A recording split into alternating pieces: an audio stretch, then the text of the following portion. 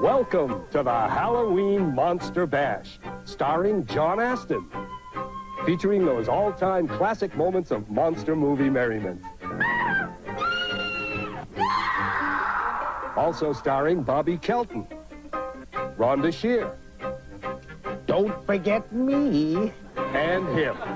I'm Bobby Bordeth Pickett, and I'll perform a medley of my hit, Monster Mash. All this in a cast of thousands, hundreds. Maybe you better just make that a cast of several. And a cast of several. And now, ladies and gentlemen, here's John Astin.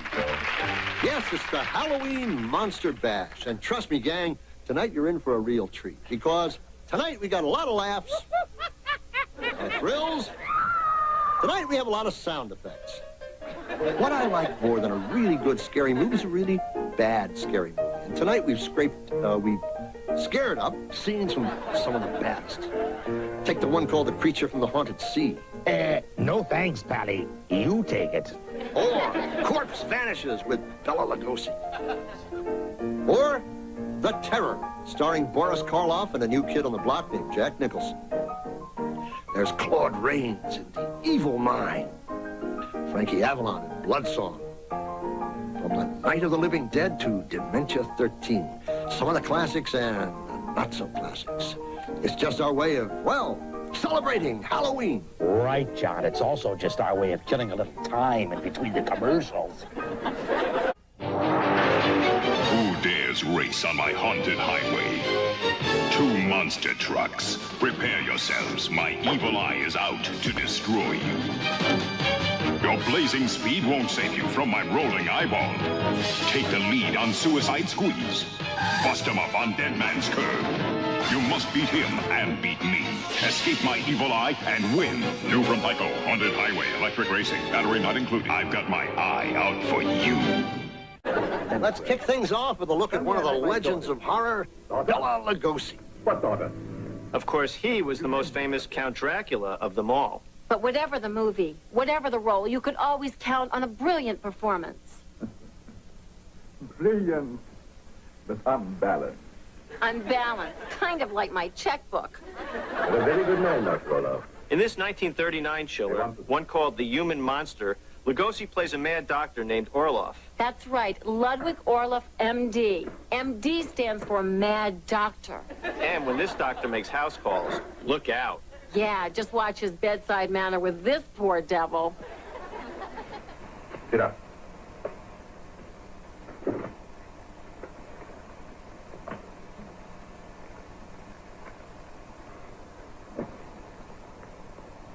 You're blind and you can't speak. But you can hear. And that will never do.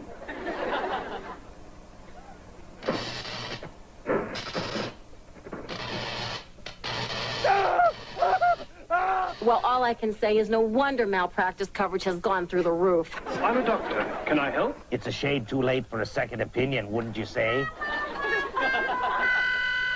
Okay, now here's a wee taste of a rather macabre tale. One called Dementia 13.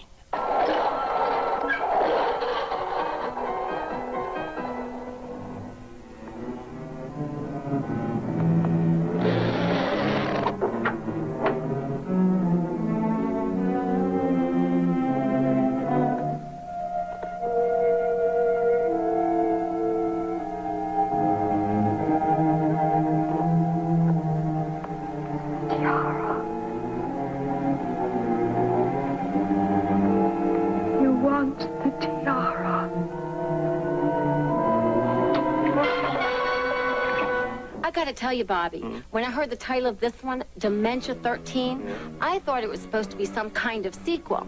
Come on, did you really? Yes, I did. But if it is a sequel, I'd just like to know whatever happened to 1 through 12. Hey, Rhonda. I mean, I wasn't able to find 1 through 12 in my video store. Rhonda, they never even made 1 through 12. Aha! I didn't think so. That's deceptive advertising, if you ask me. Yeah, but nobody's asking you, little girl. Well, it's still confusing. And don't call me little girl. The film was made back in the 60s, a time known to many as the swinging 60s. Swinging was considered okay back then, Unless the swinger had an axe in his hands. Then it could, like, get to be like a real drag, like, man. Yeah, bummer, dude. Now, here's a moment that I found rather touching. Don't touch her! Whoops!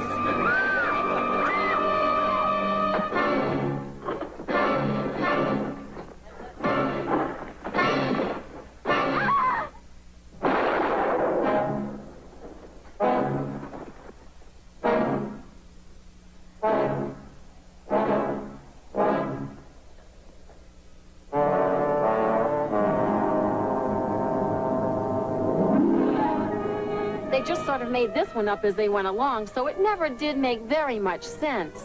But do you know who directed this picture, Rhonda? Francis Ford Coppola. And of course, he later went on to make some real biggies. Important pictures like The Godfather and Apocalypse Now. Gee, and I bet he's awful glad you brought up his name tonight. Oh, he practically begged me.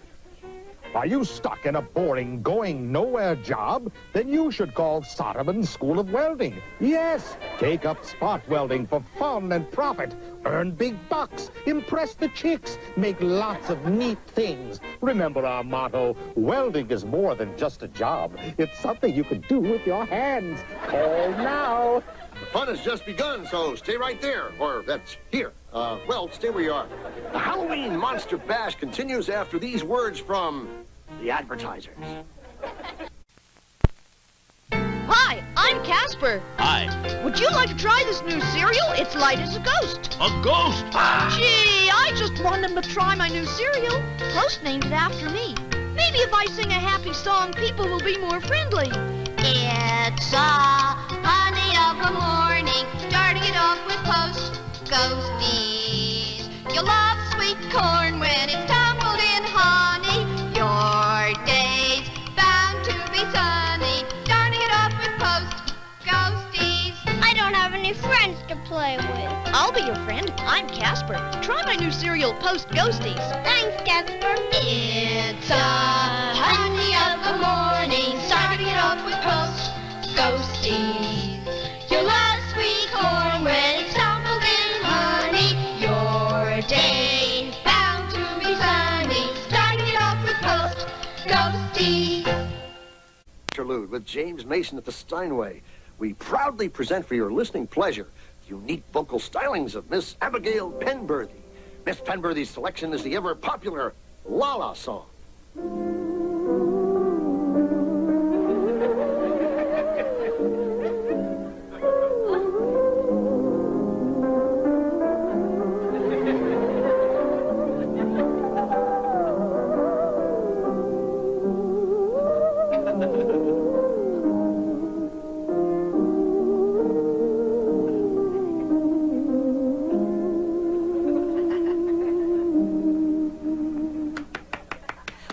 Abigail, bravo, yes.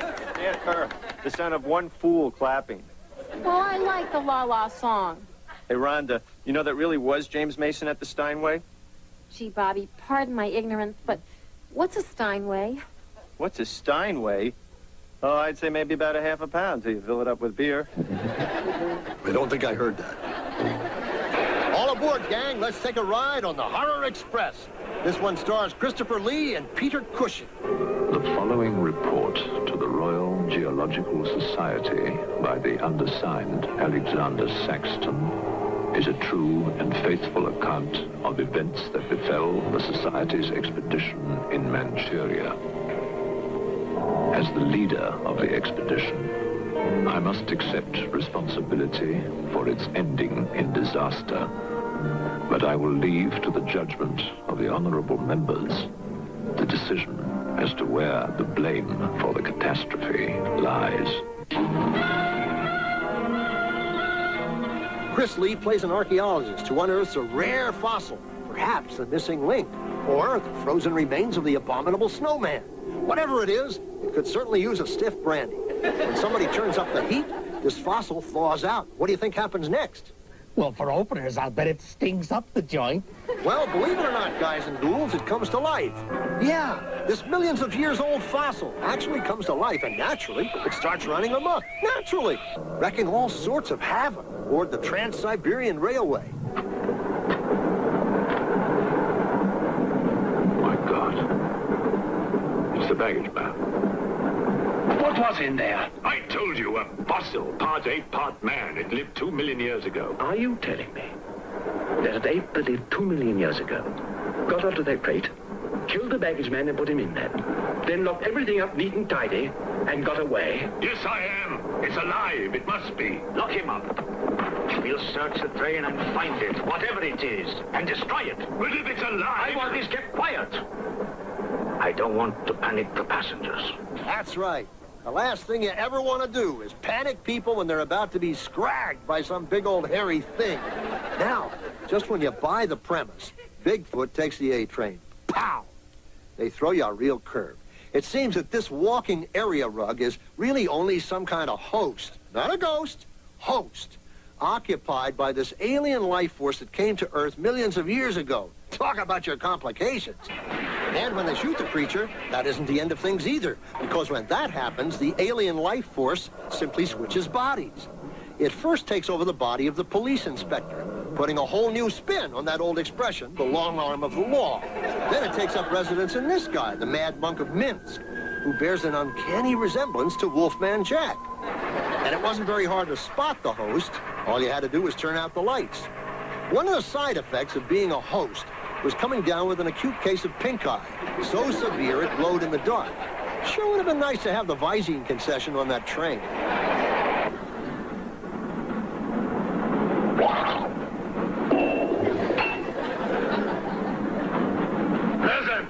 Later on in the picture, Telly Savalas appears in a cameo. At least, I think that's a cameo he's wearing. Are you a countess? I'm an American, and I'm not accustomed to being bullied by foreigners. That man, he's the one who wouldn't let us get off the train. He's responsible. His portrayal of a wacko Cossack was enough to set Glasnost back about 20 years. Your Excellency, I'm a police inspector. Everybody's under arrest.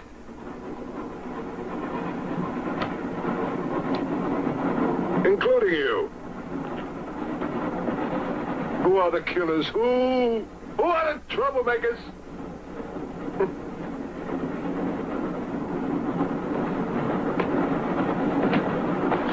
Who are the foreign influences, huh?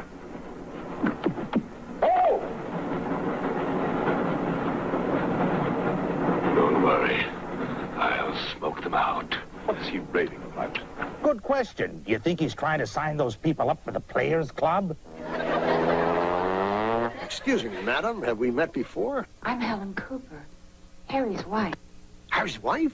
Didn't know he had a wife. Shocked to his girlfriend. Now, here's an oldie but oldie for you. One called The Evil Mind. There's nothing wrong with having an evil mind. So, Bobby, who's the guy in the blindfold? That's Claude Rains, and he's wearing a blindfold because he's a clairvoyant. Clara, what's it? A clairvoyant, Rhonda. You know, somebody with second sight. Gee, too bad he didn't have first sight. Then he wouldn't be tripping over things. I think somebody was just having a little fun with Claude. They switched blindfolds and gave him the one without the holes. Ah, so he's a fake. A fake and a charlatan. No, I'm not. And a touchy one at that. Claude Rains. Now, why do I know him? Well, you might remember him because he later went on to appear as the Invisible Man. Ah, that's right. Or maybe I should say he went on to disappear as the Invisible Man. The Invisible Man. Wasn't he the guy who turned an ace bandage into a fashion statement? Cute, Rhonda. The girl's always thinking fashion. Then something happens to Claude. He develops real clairvoyance. He actually can see into the future. Oh, and I suppose he uses his power to predict disaster and saves the world from starvation, pestilence, and war. Actually, he uses his power to pick the ponies. In one afternoon, he hits 3 exactas, the daily double, and the pick 6. Seriously, he does predict disaster, for all the good it does him. About the Humber shop. I'm not here to warn you, to save you from the terror which I know is coming. I implore you, I beseech you, for the sake of your wives, your mothers, and your sons. Don't go on the night shift! You're mad! Get back to your work, all of you! Everybody thinks he's nuts, except for his wife. And even she's starting to have her doubts. Oh, Max, I'm fighting a battle for your mind, and I've got to win it. If you'll only use your strength of will. What strength of will? Against What? Gosh, that's embarrassing. Claude just forgot his lines. Now, Rhonda, from that scene, were you able to recognize his co-star? Well, if I'm not mistaken, that was the lovely Fay Ray. That's right. It was Fay Ray. How'd you know that? Cue cards, Bobby. I read the cue cards. Yeah. Besides, I remember her from another monster classic, King Kong. Right. She was Kong's main squeeze. Yeah, some girls just like him big and stupid. So anyway, how does this one end? Well, Claude's prediction proved to be right, much to everybody's chagrin. And if you can believe this, they end up blaming him for the disaster. Like it was his fault that the tunnel collapsed. I mean, he warned them not to go on the night shift, didn't he? He told them what would happen if they did. I guess maybe they figured that if they were getting a shaft job, then he ought to get one too. Stay tuned for more of the Halloween Monster Bash. But right now, it's time for a word from our sponsor. But I wanted a Bud Light. Hi, I'm Dr. Dreadful, and this is the Dr. Dreadful Food Lab. Makes lots of gross things, and then you eat them. Dr. Dreadful's monster skin. Care for a tasty tarantula, fly, cockroach? You can make swarms. And now magic powder, stir, and monster brains. Fruity. The Dr. Dreadful Food Lab makes gross things again and again. It's totally dreadful. And now, ladies and gentlemen, in keeping with the spirit of Halloween, and as a special tribute to Edgar Allan Poe, Mr. John Aston reads selected passages from the Master's immortal classic... Wait! Don't tell me! Poe's Raven? Nah, he ain't even angry. Once upon a midnight dreary, while I pondered, weak and weary, over many a quaint and curious volume of forgotten lore, while I nodded, nearly napping, suddenly there came a tapping, as of someone gently rapping at my chamber door. Who's that rapping at my chamber door? Quoth the crazy old raven, nevermore. What you mean there, bird, with your nevermore? Think I'll ask that chick that they call Lenore. Say, sweet Lenore, could you tell me what for? Could you tell me what he mean by nevermore? Nevermore, nevermore. What do you know? A plain white rapper.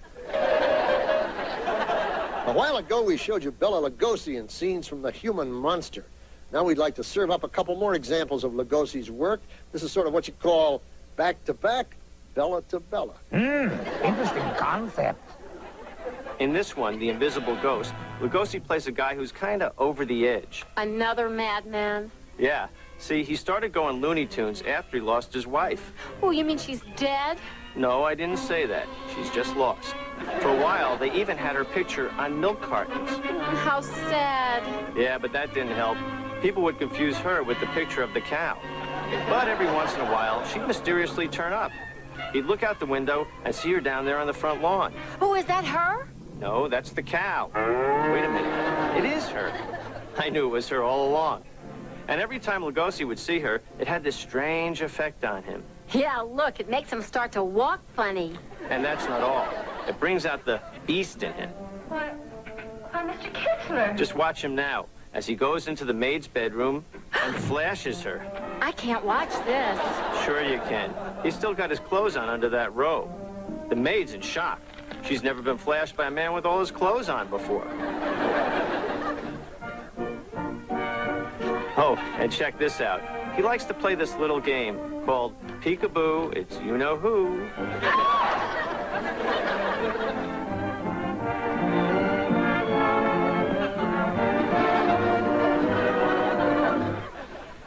What did I do wrong? Next time, try bringing the chick a box of candy. Now let's take a look at one called The Corpse Vanishes. This time, Lugosi plays a body snatcher. The victims, or the snatchees, if you will, are all newlyweds, pretty young brides who mysteriously keel over at the altar. And you, Phyllis Hamilton, do you take this man to be your legal, lawfully wedded husband, to love, honor, and obey, until death do you part? I do. Oh! I guess she never heard the one that goes, "Not tonight, honey, I've got a headache." What a story. Trust me, lady, it's been used to death. This is one of the few times that Bella's given a love interest. Even if they did sleep in separate coffins. I'm suffering, my beloved. Terribly. You must hurry. I'm so sorry that I was detained. Please forgive me. Forgive you. You loiter, waste time. While I wait here, die. Courage. I will not let you die. Better death than agony like this. The studio had to search high and low to find a woman who could talk as strange as Lugosi.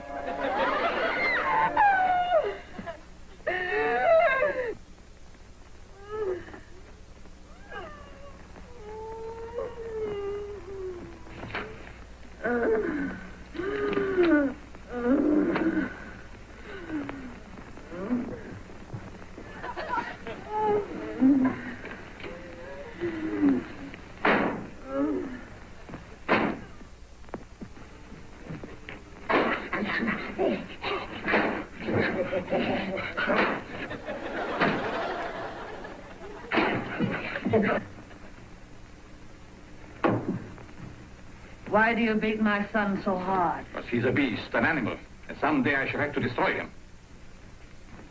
My poor son, why was he ever born?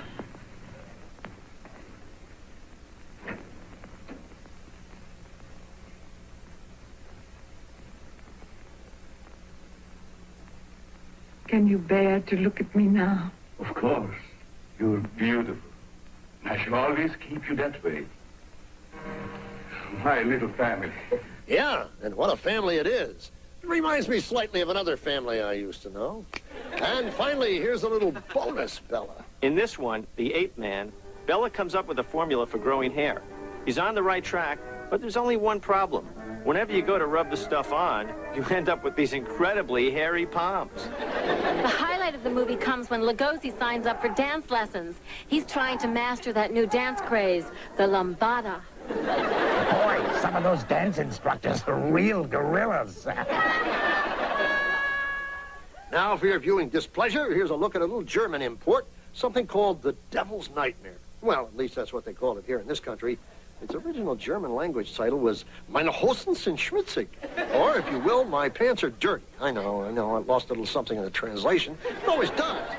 It starts when a bus loaded down with tourists. So, anyway, their little vacation turns out to be less than something to write home about, as one by one, they all come to a tragedy. The only ending that wasn't so tragic was the ending to this movie. That had audiences on their feet, cheering. Now, Bobby, my problem with this movie is that it got to be annoying, trying to watch people talk and their lips not matching what they were saying. Yeah, Rhonda, I know what you mean. I always find myself trying to figure out what they really said before their voices got redubbed. How does he do that? Now, stay tuned, because we've got a lot more fun and surprises, too, coming right up on the Halloween Monster Bash. It's a gloomy day in my neighborhood. Hey, Beetlebum! Off my ground! Beetlebum? Moo this, moo! You old buzzard. Oh, it's a gloomy day. Beetlebum, off my street! Gonna be one of those days. Booga booga! Go rat on somebody else. Hey, now there's an outfit that's me. Figure so separately. Ta-da! Skipping school, Mr. Bugjuice? It's not Bugjuice. It's Beetlejuice, Beetlejuice, Beetlejuice. Uh-oh. And now, boys and girls, here's John Aston with a few pointers on Halloween etiquette. Now, don't forget to remember these. And remember not to forget them either. Okay, all you snicker snatchers, what I have to say is important, so listen up. Those of you who know how to write might even want to take notes. Here's the first tip. Get yourself a swell-looking mask. You just can't go around making ugly faces. That doesn't work. Nobody gives candy to a guy who just makes ugly faces. Next tip, and your moms will sure appreciate it if you remember this one. When you go out trick-or-treating, stay off the lawn. It's dark out there, and you never know what you might step in. Here's another tip. Don't always go where the crowds go. Whenever there's a mob scene like this, be smart. Pass on it. Try the house across the street, even if it looks like nobody's home. Be sure to knock real loud. Use a heavy object if you have to. Lots of times, people are really home, but they pretend they're not. Give me Boris Karloff. Aha! Boris Karloff. Good choice. And here he is, the old master himself, in one called The Terror. One way, Victor. No. The Holy covenants of God forbid it. You will be forgiven. I could be sure. Take your life as you took mine. Let your own hand destroy you and bring us together forever. Forever. No more torment, Victor. Forever. Forever. I will, Elsa. I will. As the Baron von Lepp, a recluse and a widower, he's a man with a tortured soul. He's also a man with tortured plumbing. Those old castles are charming until it comes to the upkeep. Spare me the bathroom humor. You think I'm mad, don't you? Calm down, Boris. Nobody ever said you were mad. Maybe we said Lugosi was mad. Perhaps we're both mad. They very cleverly, Baron. Can you also explain the violin music and the girl in the chapel last night? Saw her again. So you admit there's a girl? Ilsa. Ilsa, is that her name? Answer me, Baron. Please, leave me in peace. If I leave you now, Baron, I will come back with a company of my men, and I will tear this place down around your ears until I find her. Is that clear? Now, the guy you see with Boris, he's no stranger to lunacy either. That's Jack Nicholson, back when he was still sitting in the cheap seats at the Laker games. And look, he still had plenty of hair. Remember when he made One Flew Over the Cuckoo's Nest? Yeah, when they gave him all of those shock treatments. Yeah, well, maybe those shock treatments were for real. The storyline in this one really got to be confusing. So confusing, in fact, that somebody at the studio must have said, "Time out. We'd better explain this one to the audience. Listen." Where's the Baron? We must get to him. He's locked himself in the crypt. Eric is avenged. Eric avenged? She's used the girl as a puppet to drive the Baron to suicide. But why? She thinks it was the Baron that killed her son. She never knew it was you. What do you mean? He killed my Eric. Eric is her son? You murderer! Oh, wait! Don't you see now it was all a lie? The Baron did return that night to find Eric with the Baroness, and he did kill her. But there was a struggle, and in the fight, it was not Eric who died, but the Baron. I killed the Baron. And Eric is still alive? Yeah, Eric is still alive. Now, see? That cleared everything up, didn't it? Oh, yeah, it just put everything in the right perspective. Except maybe for this one small nagging question. And what, pray tell, would that be, Rhonda? Who the heck is Eric? Okay, here's an odd little number called The Creature from the Haunted Sea. A pretty good title for a pretty bad movie. Yeah, but Rhonda, you know, I still kind of liked it. You did? Yeah, I did. Mainly because they played it for laughs. That creature, how silly. Did you really think it? See what I mean about playing it for laughs? But talk about your loose fit. The uniform? No, the dentures. Bobby, since you like this one so much, what do you say we just watch a little of it? Yeah, what the heck? Why not? Sparks Moran. As a trained espionage agent, I could tell that she was attracted to me. But I wanted Maribel, and Maribel wanted Renzo, and Renzo wanted to go. Hey, Clark! Idiot! Keep this thing firm. You all right? Oh, yes. Vamos, soldados cubanos, a sumergirnos. A sumergirnos.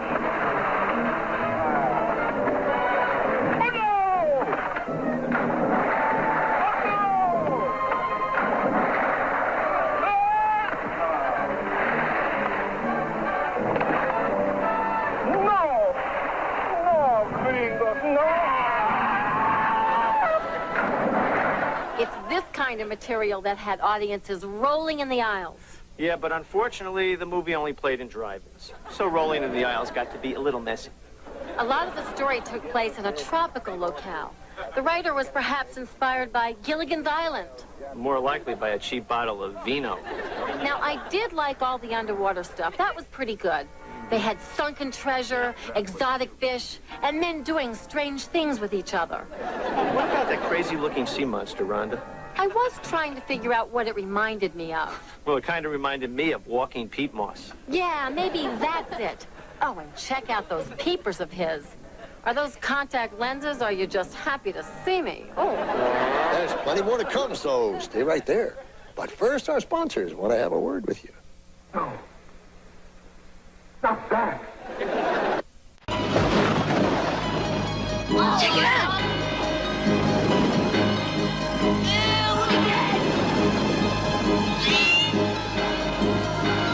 You guys do something? Come on, shut up, shut up.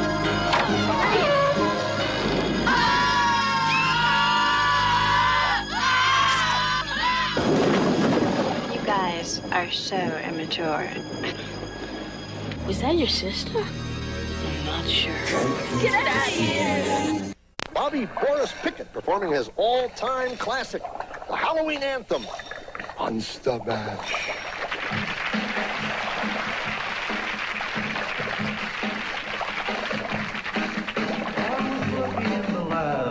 When my eyes beheld an eerie sight, for my monster from his slab began to rise, and suddenly, to my surprise, He did the mash. He did the monster mash. The monster mash. It was a graveyard smash. He did the mash. It caught on in a flash. He did the mash. He did the monster mash.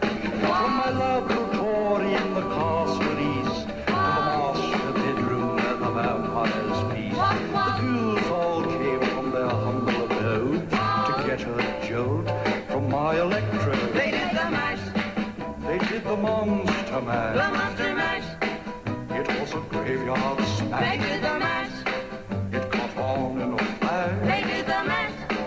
They did the monster mash. The zombies were having fun. The party had just begun. The guests included Wolfman, Dracula, and his son. The scene was rocking, all were digging the sound. Igor unchained, back by his baying hound. The coffin bangers were about to arrive with their vocal group, the Crypt Kicker Five. They played the mash. They played the monster mash. The monster mash. It was a graveyard They smash. played the mash. It caught on in a flash. They played the mash. They played the monster mash. Out from his coffin, Rex's voice did ring. Seemed he was troubled by just one thing. Opened the lid and shook his fist and said, "Whatever happened to my Transylvania twist?" It's now the mash. It's now the monster The mash. monster mash. And it's a graveyard It's smash. now the mash. It's caught on in a flash. It's now the mash. It's now the monster mash. Now everything's cool. Drax a part of the band, and my monster mash is the hit of the band. For you, the living, this mash was meant to. When you get to my door, tell them what it said. Then you can mash. Then you can monster The mash monster mash. and do my graveyard Then you smash. can mash. You'll catch on in a flash. Then you can mash. Then you can monster mash.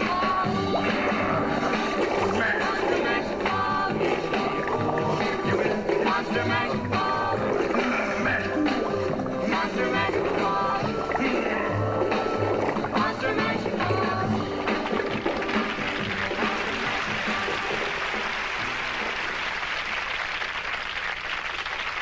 Now let's examine one of the recurring themes of the horror genre, the old monster in the lake pit. Without question, the most famous monster in the lake is the Loch Ness Monster, affectionately known to the kilt-clad Klansmen as Nessie. Over the years, Nessie has been spotted numerous times, and every now and then, she's even been known to pose for a photo opportunity. You see that? That on the mantle? That's me Kodak. The Kodak which cost £1.10. The Kodak what took the first picture. It's printed in all the books. Yeah, all the books. Not to mention all those tabloids in the supermarket. There's one photo opportunity that Nessie wishes maybe she'd passed on. This movie. A pair of unscrupulous promoters set out to capture Nessie. Why they'd like to capture her is anybody's guess. Maybe they plan on filling her up with helium and using her in the Macy's Thanksgiving parade. Or something like that. As it turns out, Nessie is a mother-to-be. And these promoter guys stumble on one of her eggs. But we got the whole card, man. We got something better than Nessie herself. We got her egg. How about that, huh? Scramble that one up for breakfast and just see what it does to the old cholesterol count. Then, of course, Nessie's motherly instincts kick in, and she goes in search of a missing egg. She's obviously never read the Surgeon General's warning on smoking during pregnancy. Now, here's a part that's so hokey you have to wonder why they even left it in, but leave it in they did. See, they couldn't make that papier-mâché head do very much, so they have it do a number on this guy's collarbone, sort of like Spock did on Star Trek.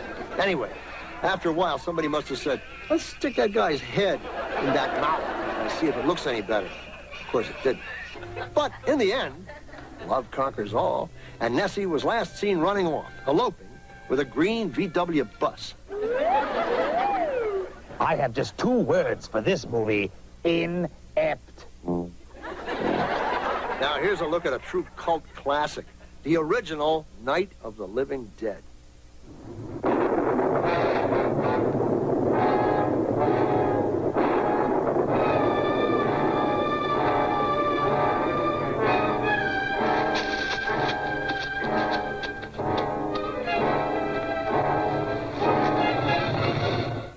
Some weird kind of virus is having a really strange effect on the dearly departed. It's turning your everyday run-of-the-mill corpse into a flesh-eating ghoul. It's enough to give a vegetarian the heebie-jeebies.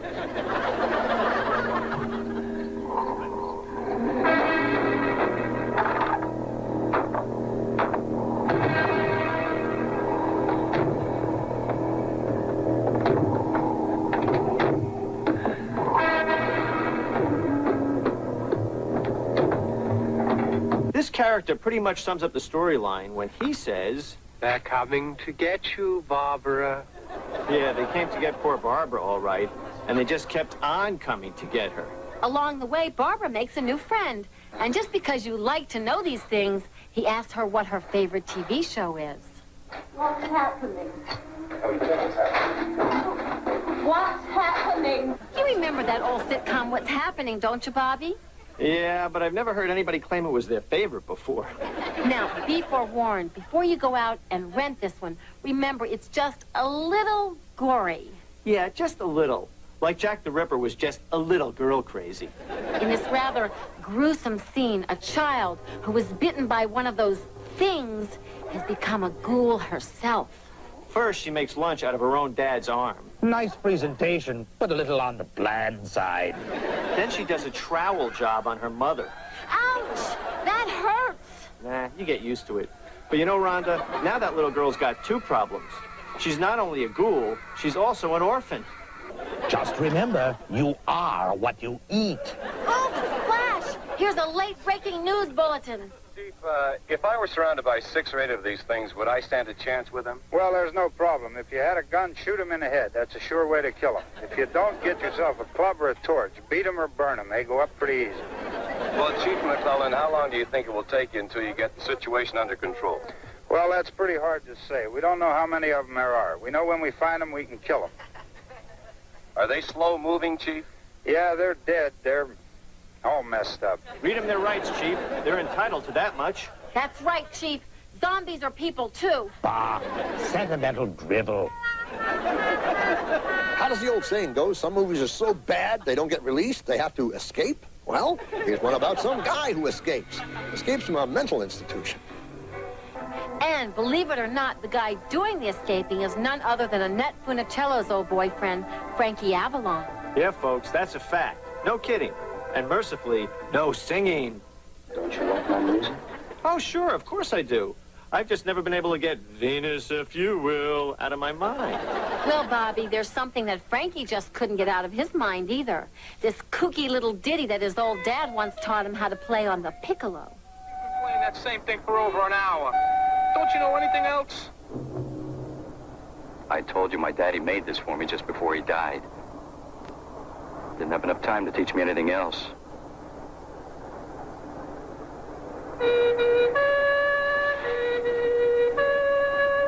Well, maybe you ought to get yourself another teacher.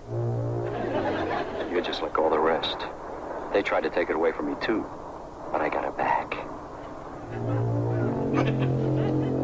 The dude with the van, he brought a certain naturalness to his part. Yeah, until Frankie rearranged his part. But that's just splitting hairs, Bobby. As it turns out, Frankie is the object of this teenage girl's dreams. Some things just never change. Yeah, well, I wouldn't say that, because this time the dreams are always nightmares.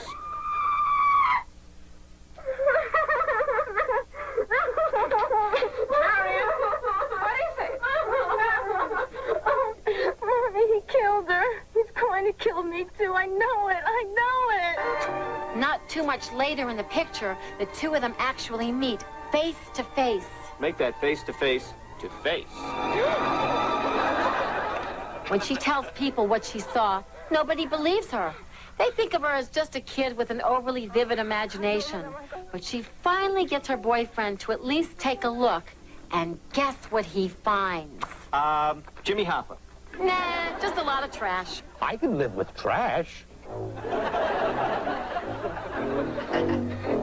For the rest of the picture, her life is in peril. It seems only fair. Frankie's acting career is in peril. You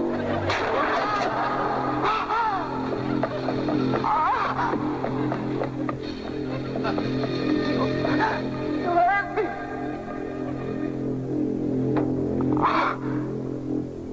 You really hurt me. I see you.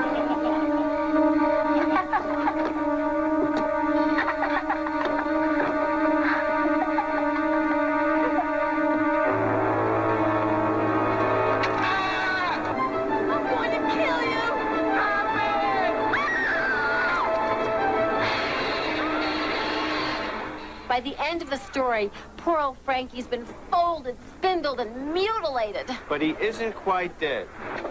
Where you going? Work. Well, hop in. That's where I'm going.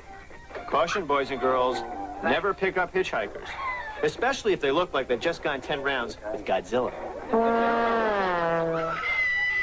We'll be right back. But first, the advertisers would like you to chew on this.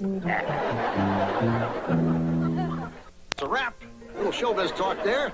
Roughly translated, it means we're getting out of here. Believe me, it's been a lot of fun, and I'd like to thank Bobby Kelton, Rhonda Shear, Bobby Boris Pickett, and another guy. And I'd also like to thank all those makers of cinema horror schlock. That rarest of breeds.